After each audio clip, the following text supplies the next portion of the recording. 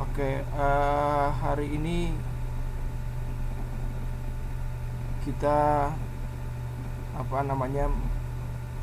belajar birokrasi dan performansi organisasi, dan nanti dilanjutkan dengan kompleksitas organisasi. Karena minggu lalu kalian ketinggalan tentang birokrasi dan performansi organisasi, tapi ini tidak banyak ya. Ini hanya mengulas sedikit saja tentang birokrasi dan performansi organisasi. Baik, malam ini sepertinya hanya bertiga ya, Mbak Rice, Mbak Tini, sama Mas Muklisin. Yang lain pada belum bergabung atau memang nggak datang ya?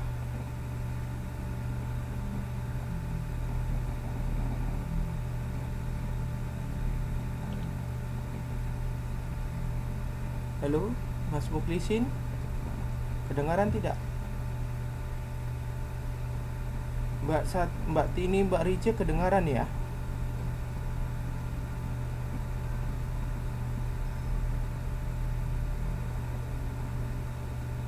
Oke, berarti Mas Muklisin aja yang nggak kedengaran ya.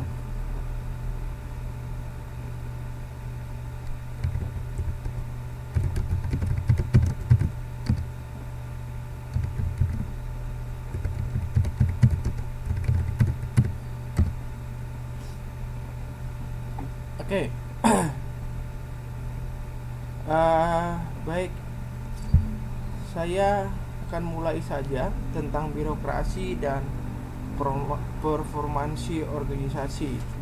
Jadi apa yang perlu diketahui tentang performansi dan birokrasi dan performansi, karena di dalam kaitannya dalam bentuk organisasi, sering sekali kadang-kadang harus diketahui antara hubungan birokrasi dan performansi. Jadi performansi itu berbicara tentang penampakan atau wujud atau penilaian dalam organisasi. Jadi performansi organisasi itu sangat berhubungan erat dengan birokrasinya, dengan apa saja yang akan dihubunginya. Nah, apa saja yang akan kita bahas dalam hal ini? Performansi itu kita akan bahas dalam segi performansi ekonomis. Jadi ada seorang peneliti bernama John Child. John Child itu meneliti bahwa dalam penelitiannya itu ada dua hal yang dia dapatkan. Itu yang pertama, organisasi besar itu biasanya terdapat hubungan yang sangat erat antara performansi ekonomisnya dengan birokrasi. Maksudnya di sini bahwa perusahaan tersebut sangat berhubungan tampilan ekonominya dengan birokrasinya. Nah, yang kedua, organisasi kecil, performansi ekonomisnya pada organisasi tersebut bersifat tidak formal atau tidak birokratis. Ya, jadi dalam hal ini performansi ini berbicara tentang bagaimana tampilan daripada organisasi tersebut oleh karena birokrasi yang ada di dalamnya. Nah, kita lanjut bahwa pandangan tentang performansi dan birokrasi ini ada beberapa hal seperti yang kita lihat, bahwa menurut Child juga bahwa pengukuran performansi tersebut dalam organisasi itu menggunakan tingkat keuntungan dan ada indikator-indikator ekonomis lainnya. Ya, baik. Terima kasih yang baru bergabung, silakan bergabung mengikuti. ada indikator-indikator ekonomis, tetapi terkadang bukan hanya bicara indikator ekonomi saja gitu, tapi ada berbicara tentang kepuasan karyawan, ada bagaimana tentang kualitas manajemennya, terus bagaimana manfaatnya bagi organisasi tersebut bagi yang lain. Nah, ada berapa perbedaan pendapat tentang menyangkut beberapa aspek organisasi. Berapa aspek organisasi itu, ada berapa pendapat-pendapat yang dibuat itu ada dalam tabel di buku juga nanti bisa dilihat. Yang pertama itu kepuasan karyawan. Jadi di dalam kepuasan karyawan ini ada kritik yang mengatakan bahwa aturan birokratis itu mengurangi spontanitas dan kebebasan karyawan sehingga dapat membatasi munculnya pemikiran atau ide yang cemerlang. Spesialisasi membuat pekerjaan menjadi sempit sehingga tidak memandang karyawan untuk bekerja dengan baik. Jadi dalam hal ini dinyatakan bahwa kritik dalam kepuasan karyawan, terkadang aturan-aturan yang dibuat secara birokratis itu membuat atau mengurangi spontanitas atau kebebasan karyawan atau kreativitas karyawan terbatas, ya. Sehingga apa? Sehingga terkadang hanya bekerja sesuai dengan job yang sudah dilakukan, yang sudah dibuat. Nah, akhirnya di dalam kekaryawan ini juga mereka hanya bekerja secara sempit, ya kan? Semakin besar nanti suatu organisasi, maka pekerjaan itu akan semakin dipersempit. Itulah spesialisasi yang tadinya bisa menangani berbagai banyak bidang, tetapi pada saat ini hanya menangani hal-hal yang sempit, sehingga tidak menantang karyawan, ya, karena sangat sempit, akhirnya karyawan ini tidak tertantang untuk melakukan pekerjaan-pekerjaan yang baik. Tetapi ada juga dalam dukungan. Jadi kepuasan karyawan ini juga mendapat dukungan. Jadi tidak hanya kritikan saja yang dia dapat, bahwa dalam dukungan aturan birokratis ini mengurangi ketidakpastian, ya, kelicikan, sehingga membuat karyawan terlindung. Jadi aturan-aturan ini akhirnya membuat ketidakpastian. Jadi tidak ada lagi berbuat curang, tidak lagi berbuat licik, sehingga karyawan bisa terlindung, khususnya dalam hal perlindungan karyawan terhadap pekerjaan mereka. Jadi tidak adanya aturan akibatnya membawa mereka masuk ke dalam masalah-masalah yang majak. Kalau dibuat aturan, akhirnya dia menjadi lebih teratur dan masalah itu bisa diminimalkan. Nah, spesialisasi ini juga memberikan kesempatan. Jadi kalau tadi spesialisasi dikritik akhirnya membuat karyawan menjadi tidak tertantang dalam pekerjaan untuk bekerja baik karena terlalu sempit, tetapi dalam dukungan ada hal yang membuat bahwa yang mendukung pandangan kualitas karyawan ini, justru spesialisasi membuat kesempatan pada karyawan semakin memperdalam keahliannya. Jadi semakin ahli dalam bidang yang satu, semakin mengerti bahwa bidang yang sempit ini, sehingga bisa menjadi lebih profesional. Itu yang dilakukan oleh orang-orang yang mendukung terhadap aturan kualitas karyawan ini.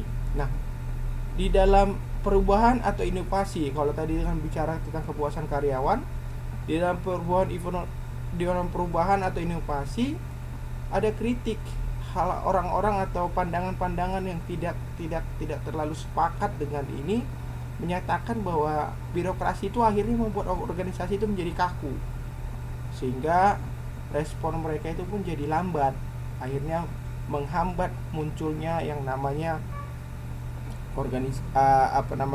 inovasi. Nah, kemudian ada juga yang mendukung, mereka yang mendukung yang namanya performansi birokrasi ini, menyatakan bahwa kekuatan birokrasi itu adalah pada perilaku dan respon yang seragam. Jadi mereka menyatakan kalau ketika birokrasi ini dibuat akan menjadi lebih kuat. Karena apa? Karena kekuatannya terletak di keseragaman, ya kan? Jadi organisasi ini menjadi lebih aman dan karyawan berani mengambil risiko dan akhirnya memunculkan banyak inovasi menurut mereka yang mendukung gitu loh. Jadi ketika dibuat aturan, maka semua ini akan menjadi sama. Ketika ini menjadi sama, justru pandangan mereka menyatakan bahwa karyawan akan lebih aman untuk melakukan tindakan-tindakan yang lebih banyak lagi. Nah, itu yang di perubahan inovasi. Nah, ada pandangan dalam manajemen. Pandangan yang mengkritik tentang hal performansi birokrasi ini menyatakan bahwa birokrasi itu membuat organisasi menjadi rumit. Karena semakin banyak aturan, semakin banyak ini dan sebagainya. Kemudian birokrasi itu juga membuat menyebabkan kontrol dan koordinasinya menjadi lebih sulit lah gitu loh. Jadi ada bilang kalau birokrasi ini dibuat dalam manajemen akan membuat organisasi ini akan menjadi ribet, menjadi tidak lebih gampang atau tidak lebih mudah dan sulit dipahami, karena akan semakin banyak aturan-aturannya, akan semakin banyak hal-hal yang tidak sesuai dengan pemikiran mereka, yang membuat juga birokrasi ini menyebabkan kontrol dan koordinasinya akan menjadi lebih sulit, akan lebih besar. Tapi mereka yang mendukung mengatakan bahwa kekuatan birokrasi pada kemampuannya untuk melampaui batas-batas kemampuan individu sehingga mampu menyelesaikan masalah yang terlalu berat bagi seorang individu. Jadi menurut mereka yang mendukung, pandangan yang mendukung bahwa sebenarnya birokrasi ini dibuat karena memiliki kekuatan. Kenapa? Kekuatannya itu mampu untuk melampaui batas-batas kemampuan individu. Jadi ketika dibuat aturan, jadi ada batas-batas individu yang bisa dilewati sehingga mampu menyelesaikan masalah yang terlalu berat bagi seorang individu.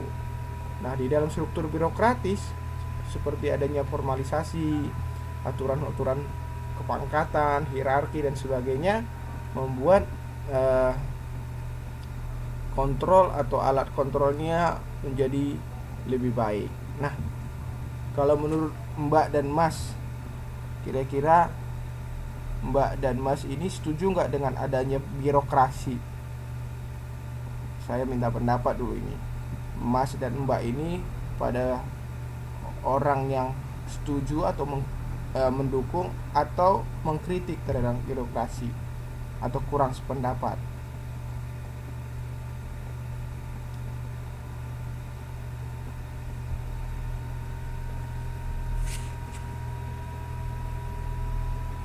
Masih 3 orang yang menjawab.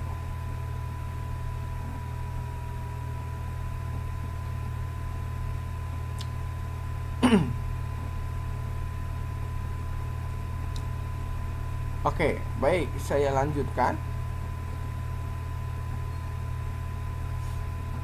Nah,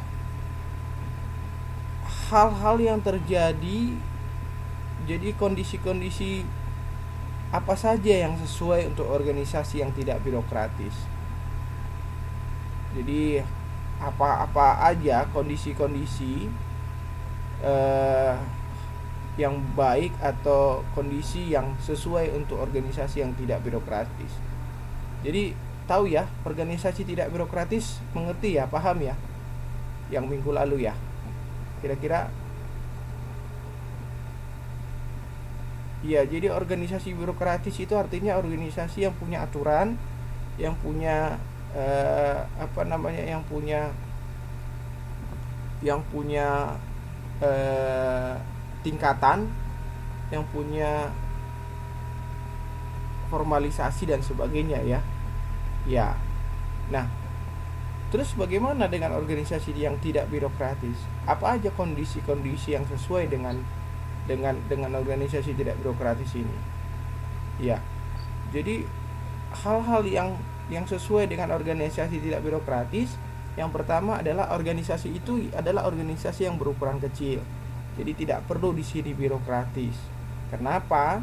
Karena organisasi tersebut bisa langsung dipimpin oleh pimpinannya. Arahannya bisa langsung, tidak ada tingkatan. Bisa langsung antara pimpinan dengan bawahan, bisa berkomunikasi. Jadi tidak perlu yang namanya birokratis di sini. Kondisi yang kedua adalah adanya karyawan ahli atau profesional. Kenapa?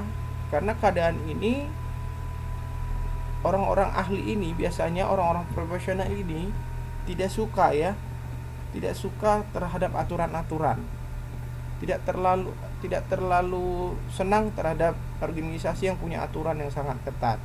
Jadi kondisi ini sesuai kepada organisasi yang tidak birokratis. Jadi kalau karyawan ahli itu biasanya ya keinginannya punya bebas ya. Karyawan ahli ini seperti konsultan, terus kemudian dokter dan sebagainya. Jadi dia kalau dimasukkan ke dalam aturan yang begitu ketat, dia pasti tidak mau. Makanya dia masuk ke dalam organisasi yang tidak terlalu birokratis. Makanya banyak dokter yang buka praktik sendiri, yang jarang bekerja di rumah sakit.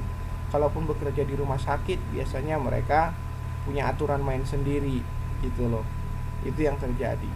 Nah, ketiga, biasanya lingkungan yang tidak stabil ini cocok untuk organisasi yang tidak birokratis. Kenapa? Kadang-kadang lingkungan yang stabil itu membuat organisasi bisa lebih ketat, namun performansinya bisa juga lebih baik. Tapi lingkungan yang tidak stabil biasanya organisasinya tidak birokratis. Begitu alasannya kenapa kondisi ini cocok untuk organisasi yang birokratis, yang tidak birokratis maksud saya. Paham sampai di sini?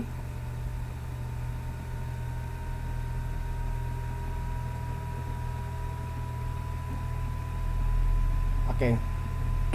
Nah, kita lanjut.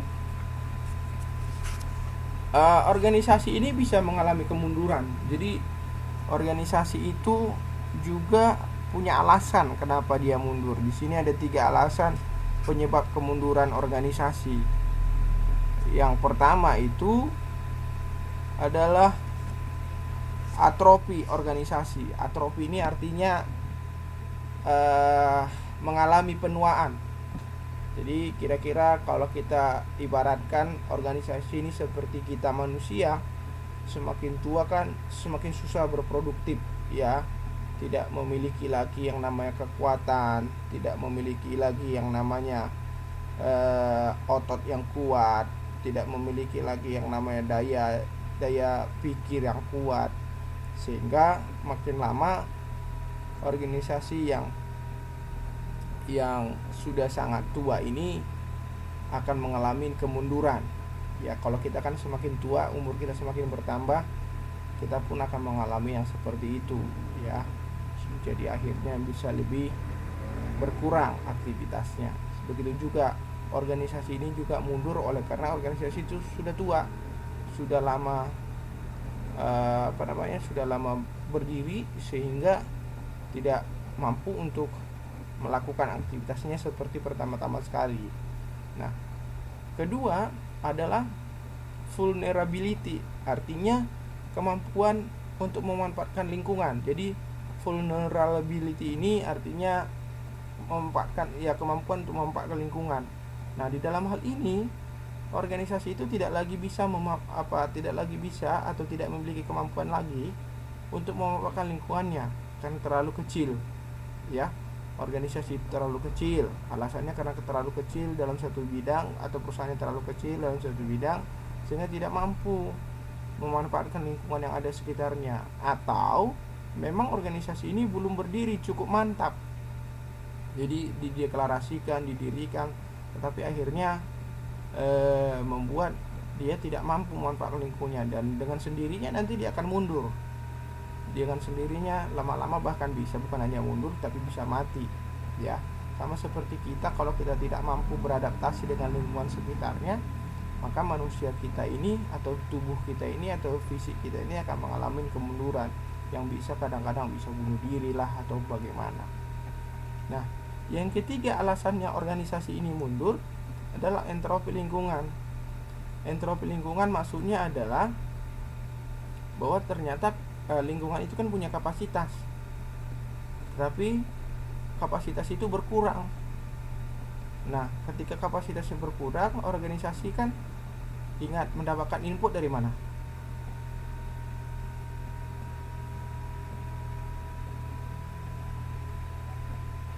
Ya, dari lingkungan.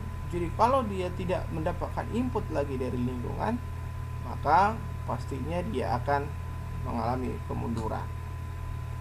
Nah, kira-kira kalau ini terjadi, apa saja caranya yang dilakukan untuk menanggulangi? Ada bisa kasih masukan? Bagaimana caranya menanggulangi kemunduran organisasi ini?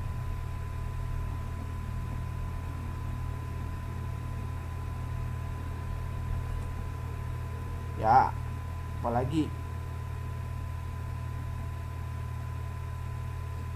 Ya, mencari generasi muda.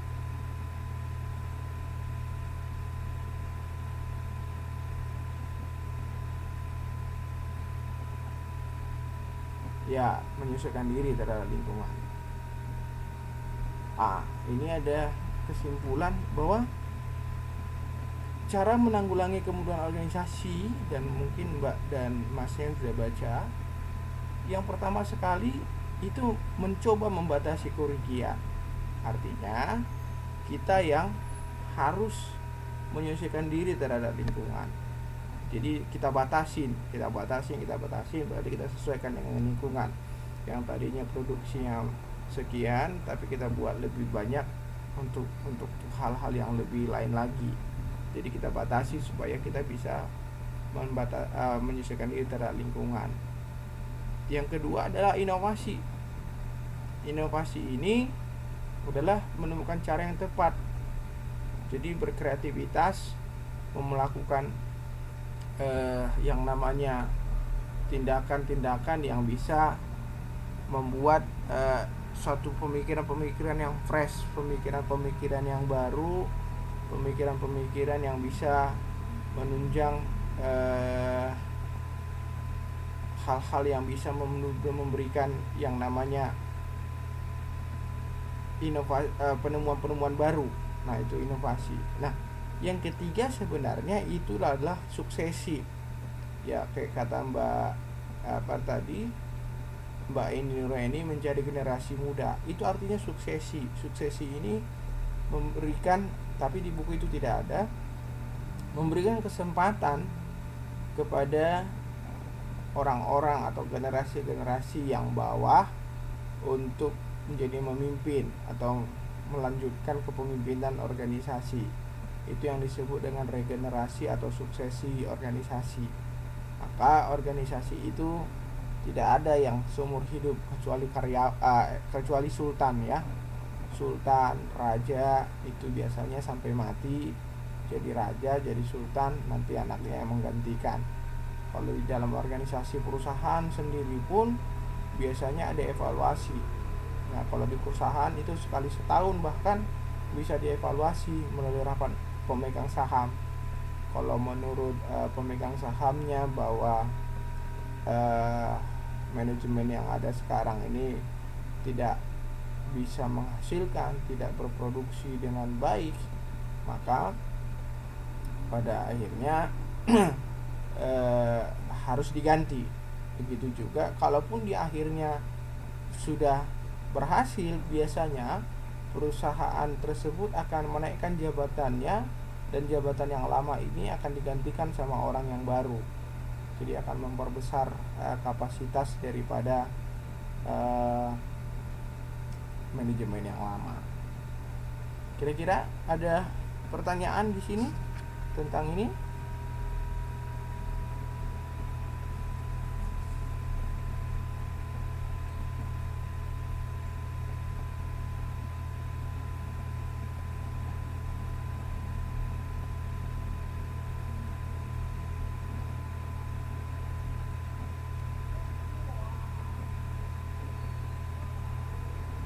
Oke.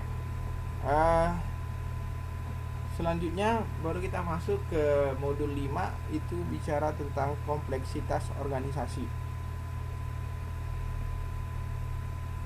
Sebelumnya kan kita sudah belajar tentang kompleksitas.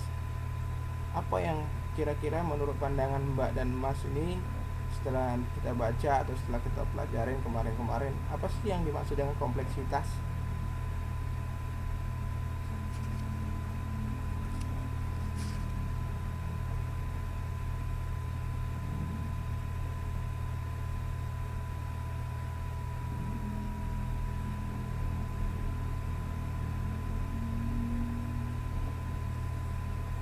Ada yang bisa kasih masukan apa kompleksitas?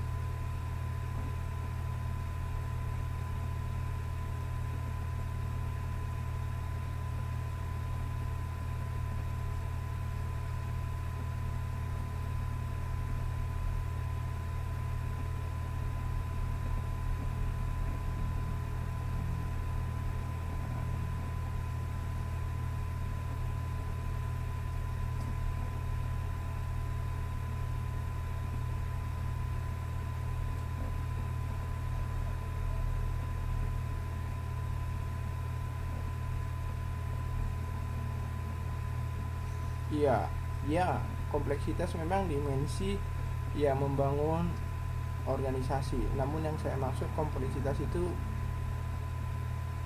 apa gitu loh, maksudnya kan ada formalitas, kompleksitas, kemudian nah kita hanya membahas kompleksitas itu apa. Sekarang ini kita bicara kompleksitas. Kompleksitas bicara tentang ragam komponen ya. Ya betul, banyaknya komponen-komponen atau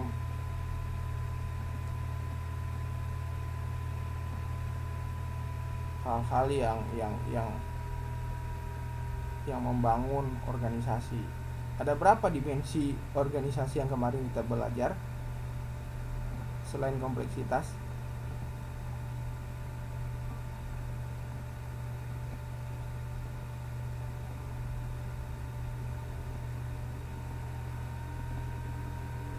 Ada kompleksitas, ada formalisasi, ada sentralisasi, kemudian ada apa lagi?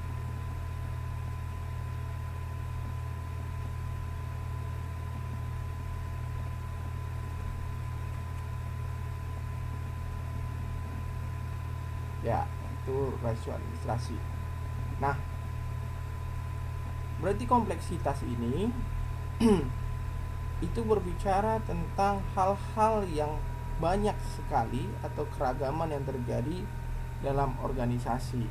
Nah, di sini disebutkan bahwa kompleksitas organisasi tersebut menunjukkan derajat diferensiasi. Diferensiasi itu artinya perbedaan. Jadi menunjukkan derajat perbedaan yang terjadi dalam organisasi baik secara horizontal dan vertikal. Jadi kompleksitas organisasi ini, sekali lagi saya ulang, itu berbicara tentang tingkatan perbedaan yang terjadi dalam organisasi baik secara horizontal maupun secara vertikal. Nah, apa yang disebut dengan diferensiasi horizontal? Kan tadi dia bilang bahwa kompleksitas itu adalah menunjukkan tingkatan atau derajat diferensiasi atau perbedaan dalam organisasi baik secara horizontal maupun vertikal. Nah, kita bahas satu persatu. Diferensiasi horizontal itu berbicara tentang tingkat perbedaan antar unit organisasi menurut orientasi personel, jenis tugas yang dijalankan, maupun persyaratan pendidikan yang diperlukan untuk menjalankan tugas tersebut. Nah, kira-kira yang dimaksud dengan diferensiasi horizontal dalam organisasi biasanya apa ya?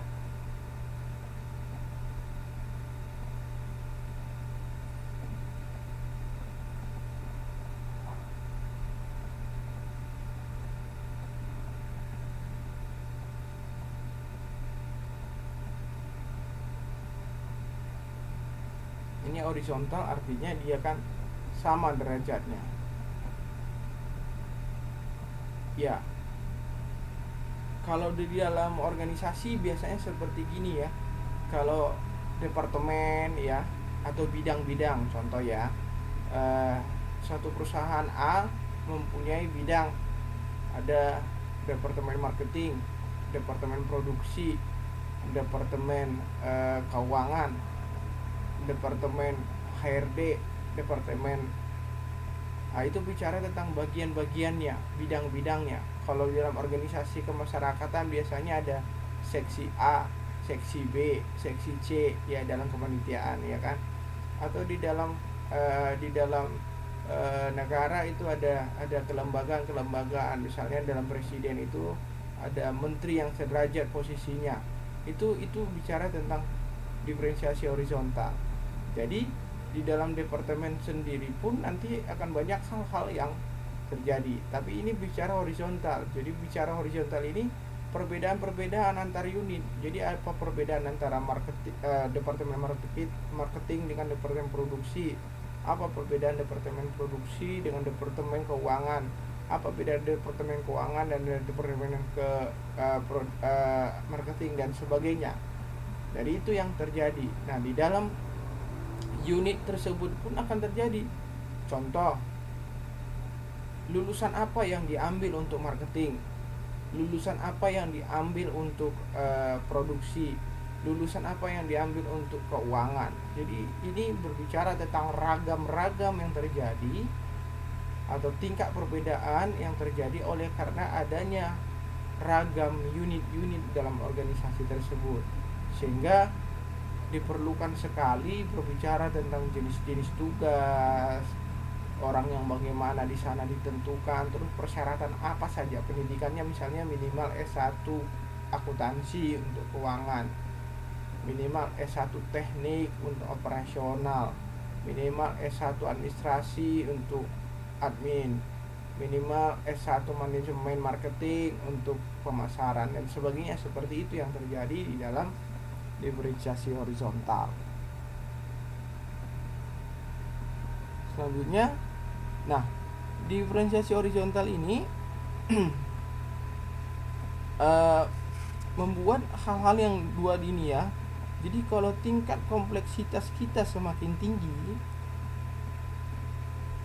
bila makin banyak terdapat jenis dan tugas yang berbeda dalam organisasi. Jadi gini, tingkat kompleksitas, artinya kompleksitas ini akan semakin tinggi kalau di dalam organisasi tersebut terdapat jenis atau tugas-tugas yang berbeda. Jadi semakin banyak jenis tugas yang berbeda dalam organisasi, maka kompleksitasnya akan semakin tinggi. Paham maksud saya ya? Jadi kalau makin banyak orang-orang jenis-jenis yang ada di dalam, kan makin ribet nih. Makin ribet artinya makin kompleks. Kalau bahasa biasanya gitu, kompleks sekali masalahnya, complicated. Nah, itu dia. Kalau ada status di Facebook complicated, artinya rumit, ribet, itu ya. Nah, itu berbicara tentang kompleksitas. Nah, semakin banyak organisasi atau semakin banyak unit-unit dan organisasi, maka akan semakin ribet ngaturnya. Itu maksudnya. Semakin banyak tingkatan-tingkatan yang nanti kita bahas nanti di dalam vertikal. Nah, akhirnya yang kedua itu menyatakan bahwa akan semakin banyak atau semakin tinggi kompleksitasnya, akhirnya organisasi ini berpikir bagaimana membuat organisasi ini menjadi lebih efisien. Maka organisasi itu akan dibagi menjadi tugas-tugas, menjadi bagian-bagian yang khusus. Jadi organisasi akhirnya membentuk suatu bagian-bagian yang lebih khusus atau bagian-bagian bersifat khusus. Inilah yang disebut division of labor. Jadi akan ada nanti bagian-bagian lebih khusus untuk tangani produksi A, ada bagian khusus untuk menangani produksi B, supaya lebih efisien, sehingga akhirnya bisa lebih terarah. Maksudnya kenapa lebih efisien? Akan lebih terarah, akan lebih bisa memberikan memberikan masukan-masukan yang lebih baik kepada yang lain. Nah, kemudian apa alasannya division of labor ini bisa membuat efisiensi terhadap perusahaan? Ada 3 alasan yang disebut di situ, bahwa ketika kita melakukan division of labor, maka yang pertama itu tidak akan ada individu yang, karena tidak ada individu yang bekerja yang sanggup menangani seluruh pekerjaan. Artinya makin tinggi kompleksitas ini kan semakin canggih suatu organisasi, semakin banyak hal-hal yang bisa ditanganin.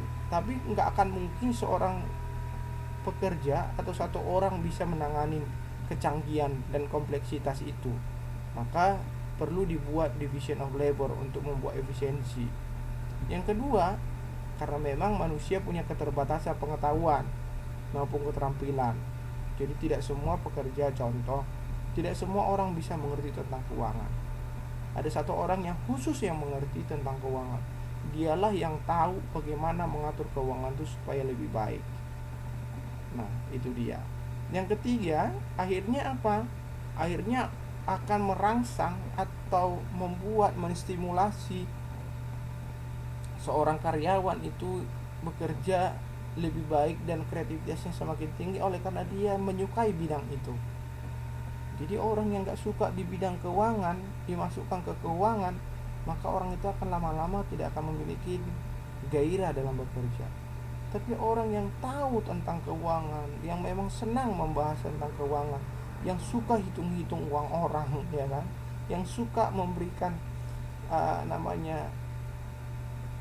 ya ngerti tentang pembagian dan sebagainya, akan senang sekali di bidang keuangan untuk bekerja. Bahkan dia akan membuat kreativitas bagaimana membuat keuangan itu bisa lebih baik dengan caranya dia.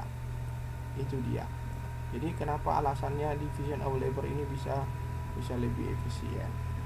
Sampai di sini ada pertanyaan?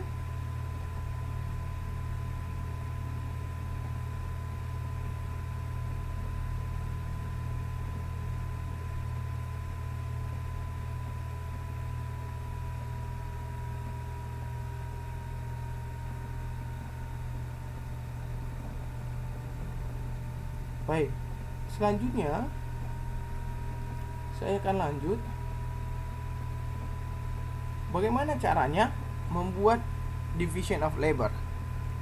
Nah, kalau perusahaan besar biasanya membuatnya dalam bentuk seperti saya sebut tadi, membuat banyak departemensi, ya, menurut fungsi, jenis produk dan jenis proses.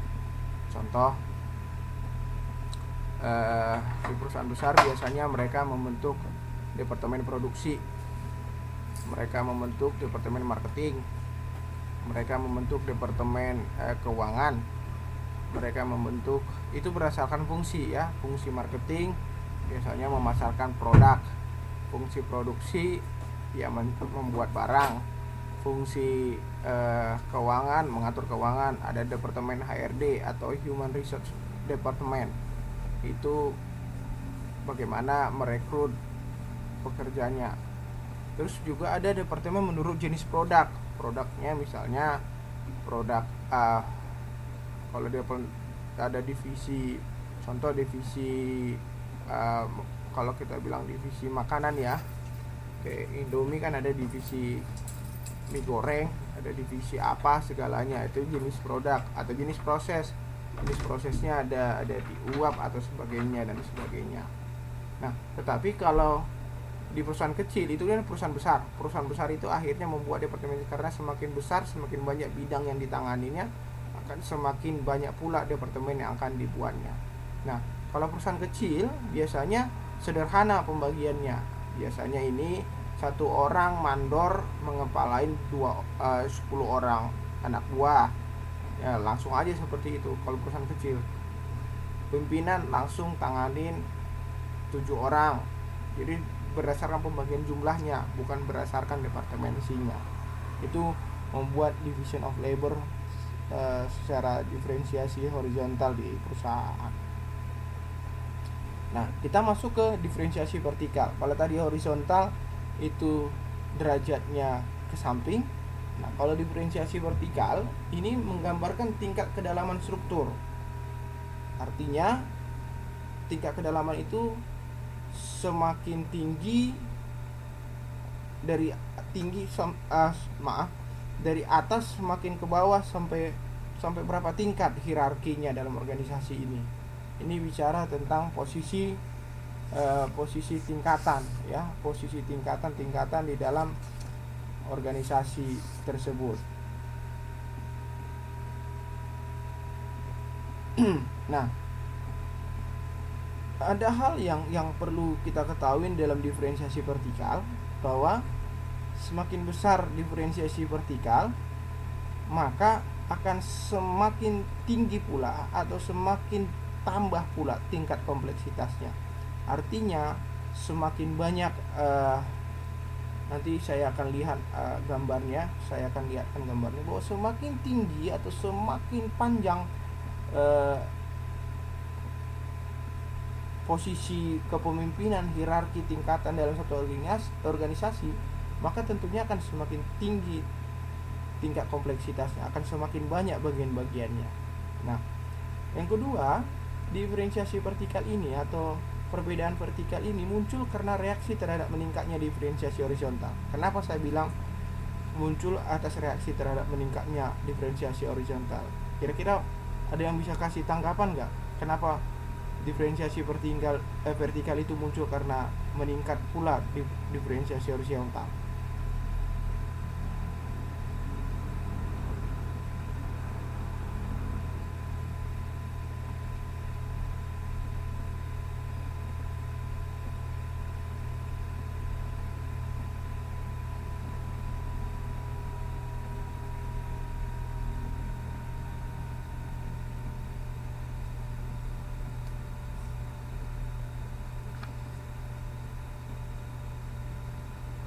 Ada yang bisa kasih masukan?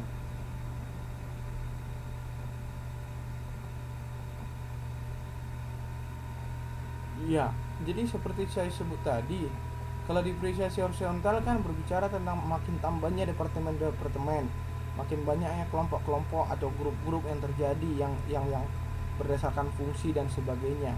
Nah, tentunya membutuhkan orang-orang juga di dalamnya. Benar nggak ya? Membutuhkan. Yang tadinya misalnya hanya satu mandor mengepalain ada 7 orang anggota atau anak buah, tapi karena ada departemen akhirnya nggak cukup satu mandor, jadi ada 4 mandor nanganin 4 departemen, kan gitu. Akhirnya apa? Muncul lagi vertikal ke atas. Nah, mandor-mandor yang 4 orang ini siapa yang ngepalain 4 mandor? Berarti ada lagi kepala mandornya. Jadi semakin besar atau semakin banyak departemen atau unit-unit organisasi atau semakin banyak kelompok-kelompok dalam organisasi, maka semakin tinggi pula tingkatan organisasi tersebut.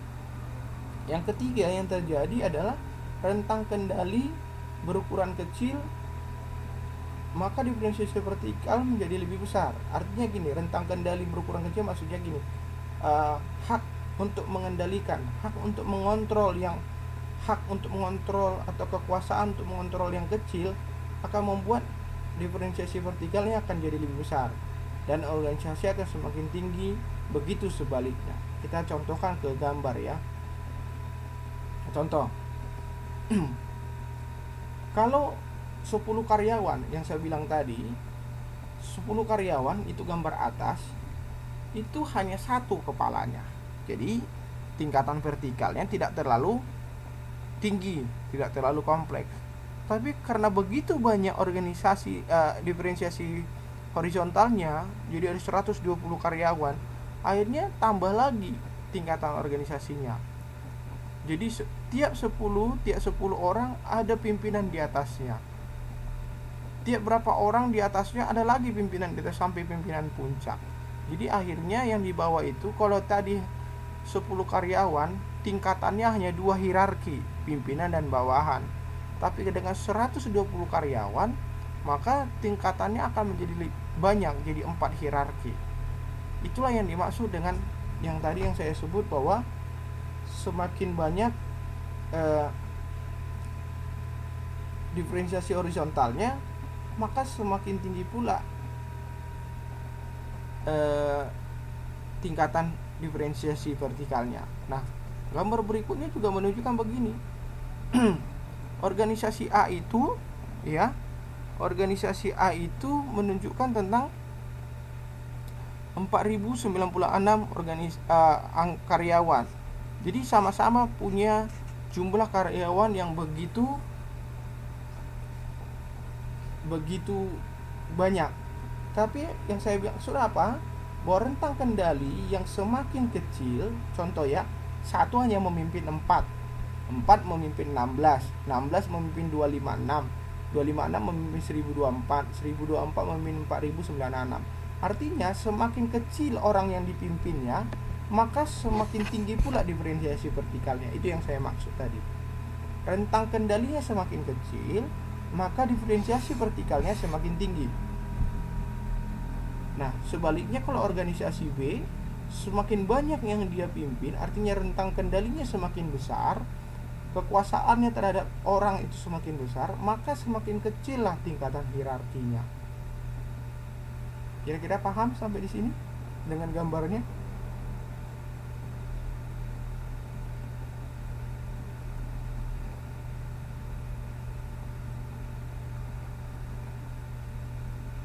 Oke.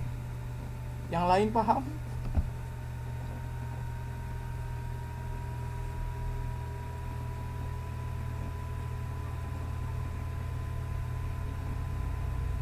Baik, saya lanjut. Nah, yang ketiga kita bahas tadi bicara tentang diferensiasi horizontal, diferensiasi vertikal. Sekarang kita bahas sebaran ruang. Nah, sebaran ruang ini berbicara tentang perluasan dari diferensiasi horizontal dan vertikal yang bisa didefinisikan sebagai derajat penyebaran kantor, pabrik, dan personil suatu organisasi secara geografis. Ini kan akibat dari semakin banyaknya atau semakin besarnya organisasi, maka ini bicara ekspansi, ya. Sebaran organisasi ini berbicara ekspansi dari perusahaan tersebut, bagaimana perusahaan tersebut bisa lebih melebarkan sayapnya. Oleh karena tingkatan horizontal dan tingkatan vertikalnya juga semakin besar. Ini yang dimaksud dengan sebaran ruang. Jadi secara geografis, ya, ukuran secara geografis. Nah, contoh-contoh sebaran ruang itu pabrik, ya. Kan sekarang banyak pabrik yang berbeda kantor produksi dan marketingnya. Pernah tahu ya?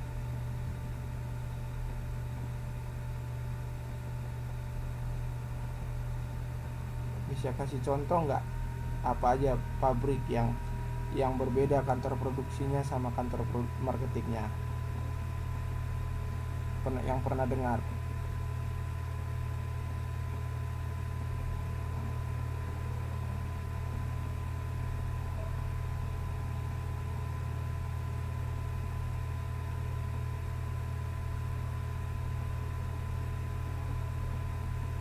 Ya, pabrik HP, betul. Contoh XTC, ya. XTC kan pabriknya itu ada di Taiwan, tapi marketingnya sampai ke Indonesia, akan ada sampai di beberapa negara, ya. Kemudian Acer, kalau punya laptop Acer, Asus, ya, biasanya begitu. Nah, yang kedua, contoh sebaran ruangnya itu adalah bank. Jadi setiap daerah juga berbeda. Contoh di Jakarta dengan di Jawa Tengah, Bank Mandiri mungkin beda cabangnya. Bisa saja lebih banyak, walaupun lebih luas Jawa Tengah, belum tentu lebih banyak cabang banknya di situ daripada di Jakarta. Contoh begitu. Jadi itu juga bicara tentang sebaran ruang. Yang ketiga itu bicara contoh beda pimpinan pusatnya dengan pimpinan menengahnya, kantornya berbeda. Jadi kantor pusatnya misalnya di Jakarta, kantor pusatnya misalnya di Taiwan, tapi ada punya manajer-manajernya di berbagai negara. Nah, itu bicara tentang sebaran ruang.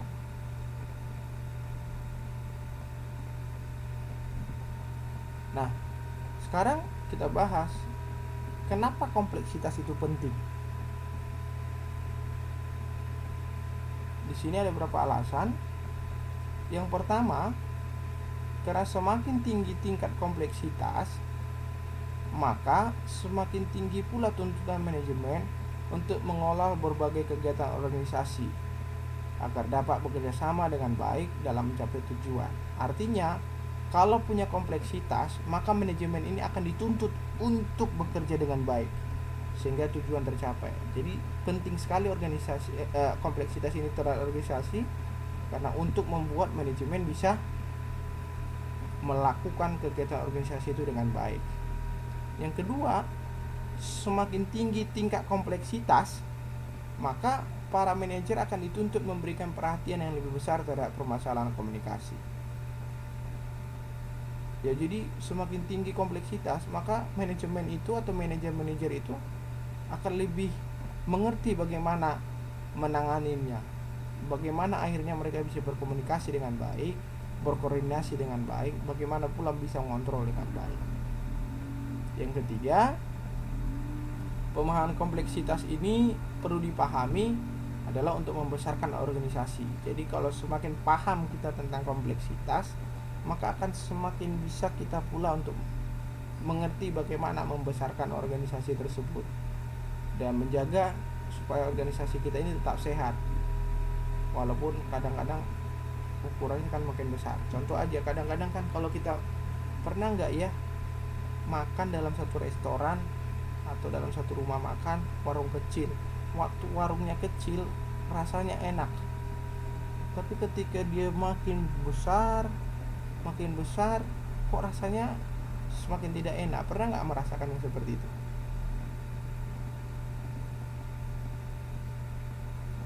Iya, itu karena apa? Karena organisasi tersebut tidak memahami kompleksitas. Kalau dia memahami kompleksitas, maka dia akan bagaimana caranya bisa organisasi ini bisa lebih paham tentang hal-hal yang tersebut, sehingga bisa lebih maju dan akhirnya bisa tetap memiliki rasa yang sama. Ya, kalau Mas dan Mbaknya juga nanti akhirnya membuat suatu usaha, memimpin suatu usaha, sebaiknya lebih mengerti tentang kompleksitas sehingga bisa mempertahankan kualitas produk yang Mbak dan Mas jualnya nanti. Nah, bagaimana mengukur kompleksitas organisasi? Ada beberapa cara. Yang pertama itu diukur diferensiasi horizontal. Untuk mengukur diferensiasi horizontal itu berdasarkan apa? Ada yang berdasarkan jumlah bagian. Ya, jumlah bagian itu ada bagian A, bagian marketing, bagian sales, bagian keuangan, bagian administrasi, bagian-bagian yang lainnya. Yang kedua, ada diukur melalui jumlah jabatan. Ada jabatan manajer senior, manajer junior, kemudian supervisor, asisten supervisor, kemudian ada mandor dan sebagainya. Kemudian ada tingkat pendidikan, ya, pendidikannya untuk harus S2, karena ada juga kantor-kantor sekarang ini juga menyekolahkan karyawannya sampai tingkat S2. Ada juga bicara tentang cakupan kegiatannya, ya, kemudian derajat rutinitas, terus kemudian jenis tenaga spesialis. Itu untuk diferensiasi horizontal. Nah, untuk mengukur diferensiasi vertikal mah sederhana, seberapa banyak jumlah tingkatan hierarkinya, hanya itu doang untuk mengukur diferensiasi vertikal. Kemudian mengukur sebaran spasial tadi, sebaran ruang tadi, ya, yaitu pertama biasanya diukur melalui jumlah lokasi unit organisasi yang terpisah, kemudian rata-rata jarak masing-masing lokasi dari kantor pusat, kemudian proporsi jumlah anggota organisasi yang terdapat pada masing-masing unit.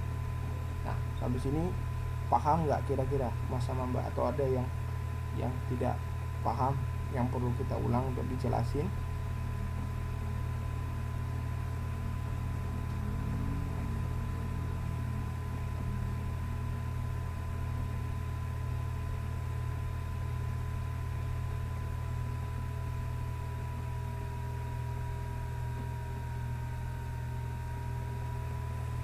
Oke, kira-kira ada pertanyaan? Karena untuk hari ini kita sudah selesai untuk modul 5-nya. Ada pertanyaan?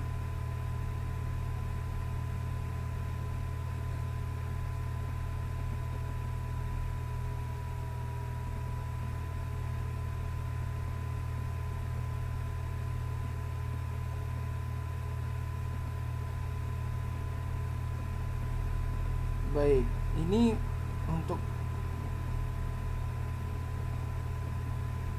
malam ini saya tutup, tapi Mbak dan Masnya jangan keluar dulu, saya matiin dulu rekamannya.